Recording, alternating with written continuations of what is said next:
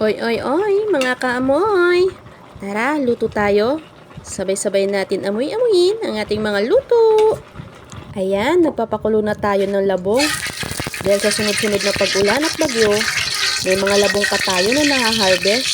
Nakakalungkot nga lang.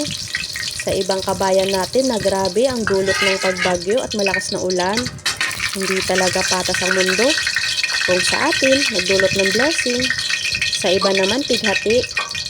Kaya piliin natin laging maging mabuti at huwag makalimot sa taas dahil lahat tayo ay makakaranas na dumaan sa kadiliman. Kaya manatili tayo maging matatag.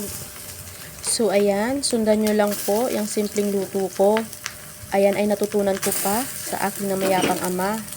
Kung napapansin nyo po, pagkatapos po natin magpakulo ng labong, ating tutunugasan ulit at ating pinigaan. Bali, nagisa lang po ako dyan ng sibuyas at bawang. Ayan. Ang aswerte naman po, yan po ay magpapatingkad sa kulay ng ating labong. Subukan nyo ito, bukod sa madaling lutuin, napakasimple lang po. Lahat po ng kanyang sangkap ay makikita nyo lang po dyan sa inyong kusina. Bali, naglagay lang po tayo ng kaunting paminta, kaunting asin. Nakadepende po yan sa inyo, sa panlasa ninyo. Ayan, haluluin na po natin maigi hanggang mag-mix po, magpantay-patay ang kulay. Ayan, ganyan na po siya. At naglagay po pala tayo dyan ng kaunting toyo. Haluluin lang po natin hanggang sa magmamantika na po siya. Ayan. Alam niyo po ba, nung bata ako, ang tawag ko po dito ay spaghetti.